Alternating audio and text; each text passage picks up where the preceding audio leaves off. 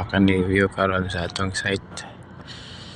Kinsa tong naglungag ron unya tip for the day sa atong naglungag karon nga nasunugan, masunog ang kwan, nanimaho ng sunog ang nilungag. Dali ra kay pagsulbad niya na.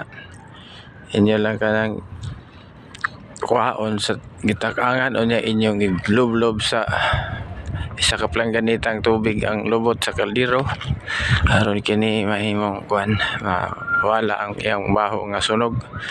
Sulbad ang inyong problema. Maayo ra gyapon kaunon ang inyong kanon nga gilungag. O kanay tip for the day mga kabayan. Good morning sa inyo lahat. So ang view natin ngayon at mayroon tayong tip for today. Tip of the day ang para sa linungag nga nasunog. Kung masunugan mo og linungag, dili kini problema, baho nang sunog gyud inyong kuhaon sa gitakangan, balungon ang kalayo. Kuhaon ninyo, inyohang ilublob sa isa ka plangganitang tubig ang lubot sa kaldero aron mawala ang bahong sunog ug maayo ra gyapon kaunon ang kanon nga inyong gilungag. That is a tip for today. Good morning ulit. At ito ang ating location.